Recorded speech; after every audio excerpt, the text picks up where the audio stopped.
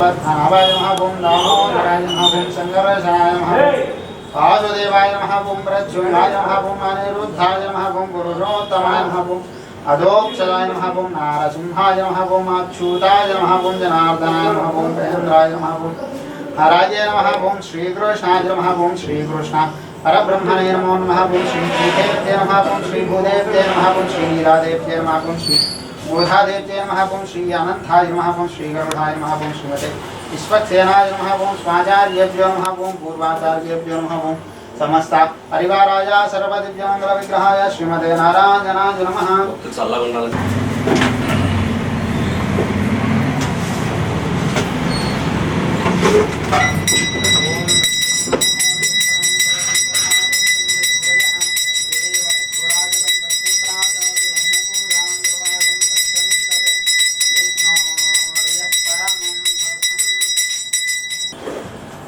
गोविंदा गोविंदा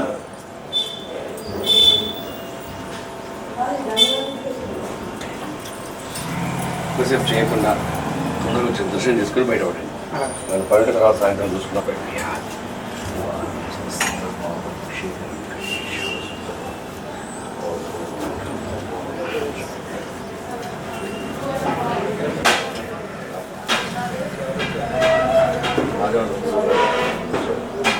ఇప్పుడే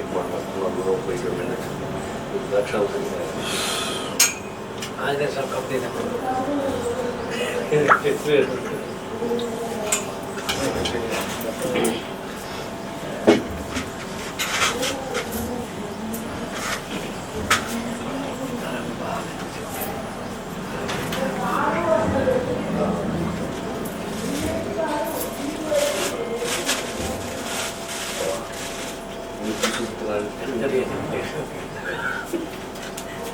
కనపడుతుంటారా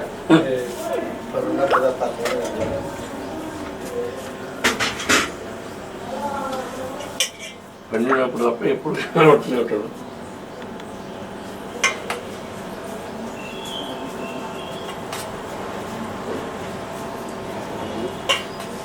అదే మన డేట్ ఎప్పుడు అంటే ఒకసారి చెప్తే మళ్ళా కళ్యాణ డేటు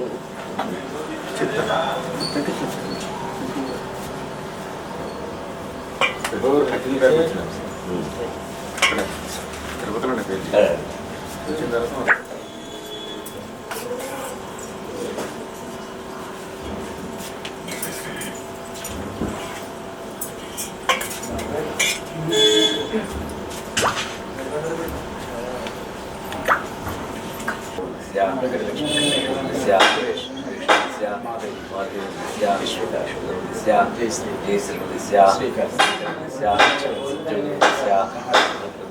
गोविंदाय नमः विष्णुवे नमः मधुसूदनाय विक्रमाय नमः वामनाय नमः श्रीधराय नमः श्रीकेशाय नमः पद्मनाभाय नमः दामोदराय नमः संकर्षणाय नमः वासुदेवाय नमः प्रद्युम्नाय नमः अनिरुद्धाय नमः पुरुषोत्तमाय नमः अधोक्षजाय नारसिंहाय नमः अच्युताय नमः जनार्दनाय नमः वेन्द्रियाय नमः श्रीकृष्णाय नमः श्रीकृष्ण परब्रह्मणे नमः।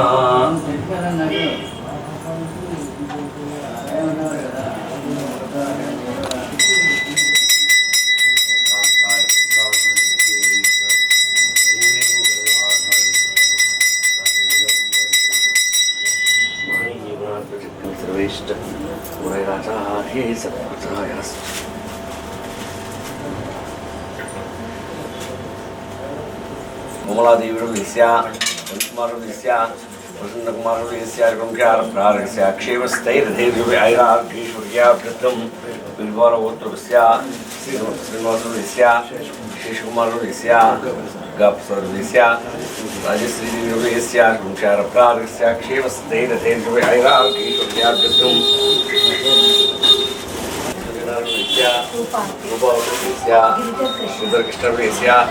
युगलादेवीस्य क्रमख्यारस्य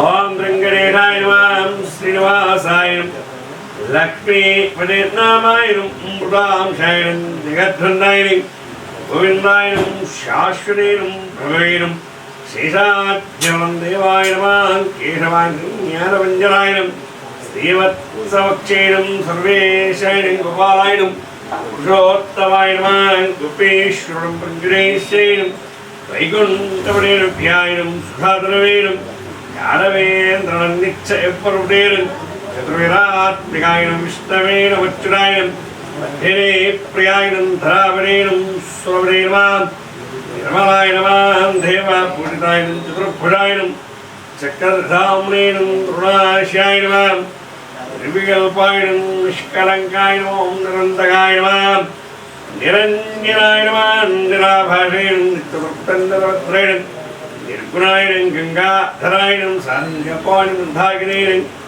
విదయస్తాయనం వరప్రావణీకాత్రేణం దీనబంధవే నమః ఆర్తలోకభయప్రాయణం ఆకాశరాజవతాయనం యోగహృత్పద్రంద్రాయణం దామోదరాయణం కుటేవిరాయణం గవాత్ఫలసకర ఇంకీనాక్షరం నీలామేఘసేంద్రవేణం ృతార్చనప్రియాయనం జగద్భ్యాప్రియం జగత్కర్తేనం జగత్పక్షేణం జగత్పురేణం శిథిలార్థప్రాయకాయనం విష్ణువేనం దాశారాయణం దశరవరేణం దేవకీనందనాయనం కన్యాహృతాఖ్యేనం సీతామృగాయ వనమారణేనం ప్రకస్తవస్తకాయనం మణేనం జగదీశ్వరాయ నమః శ్రీ పుల్లాదేవిరమేదస్య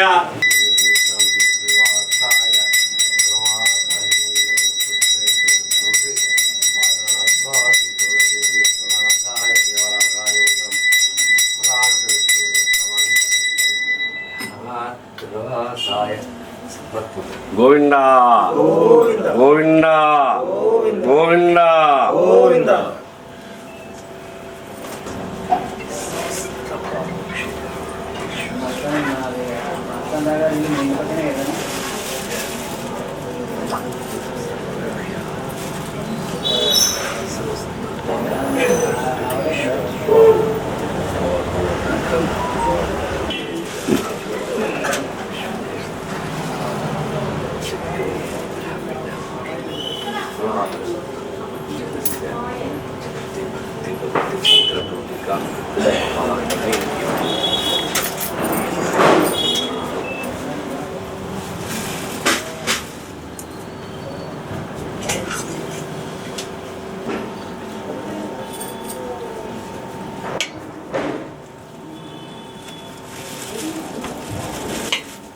బ్లూ క్లాత్ ఇచ్చారు.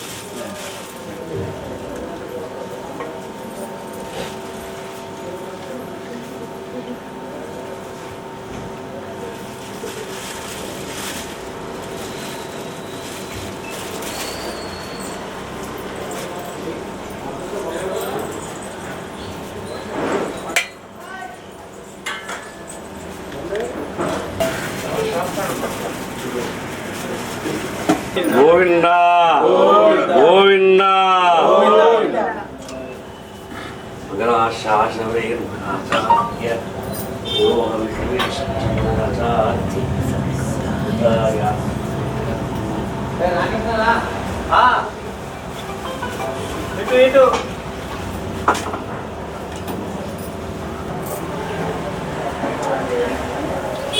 బండి తీసుకొని కిరాణా షాప్ పుల్లరావు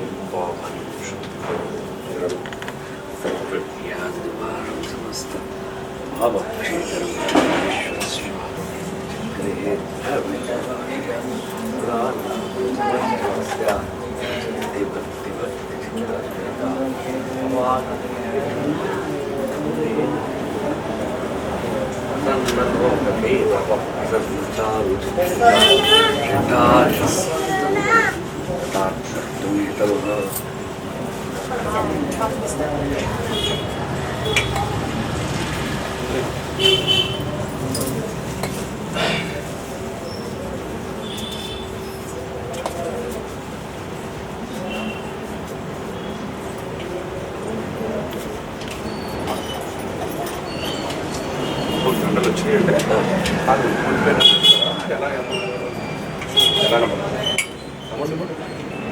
నాటికి అడగలే మామూలు చెప్పారు 5 రూపాయలు 5 రూపాయలు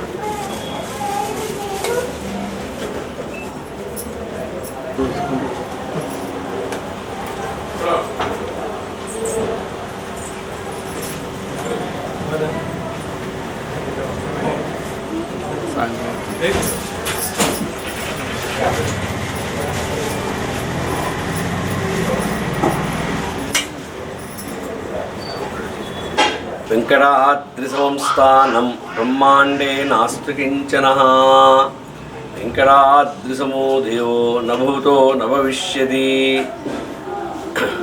మాదృశా కించనత్రాన బద్ధకంకణ పానీయే విష్ణుచిత్తతనూజాయై గోదాయై నిత్యమంగళం.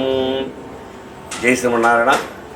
మన భద్రాచల క్షేత్రంలో సీతారాం నగర్ కాలనీలో వేయించేసి ఉన్నటువంటి శ్రీ వెంకటేశ్వర వారి దేవాలయంలో ధనుర్మాస వ్రత మహోత్సవ కార్యక్రమం జరుగుతున్నవి.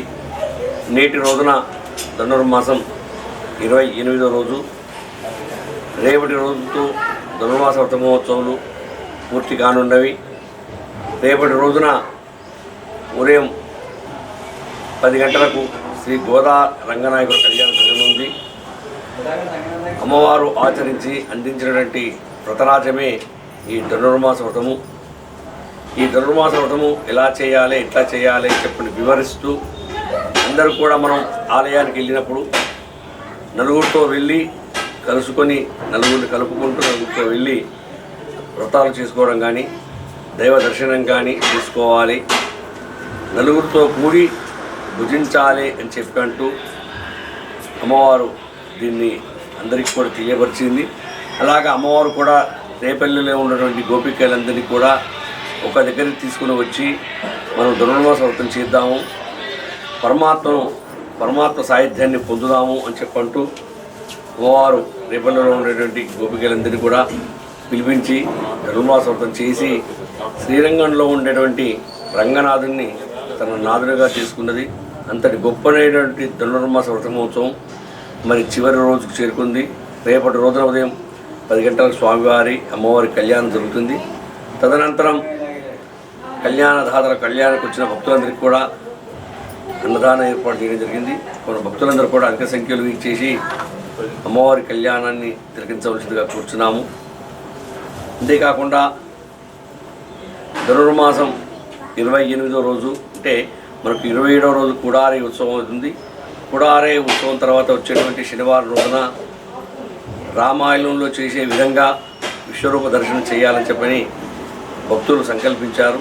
ఆ విధంగా కుడారి ముహూర్తం తర్వాత వచ్చే శనివారం అంటే ఈ రోజున స్వామివారికి విశ్వరూప దర్శనాన్ని ఏర్పాటు చేయడం జరిగింది. దానికి కావాల్సినటువంటి ఏర్పాట్లన్నీ కూడా పూర్తి అవుతున్నవి. సాయంత్రం 6 గంటలకు స్వామివారి దర్శనం జరుగుతుంది. ఈ ధనుర్మాసంలో 28వ రోజు శనివారం రోజున స్వామివారికి విశ్వరూప సందర్శన యోగం జరిగింది.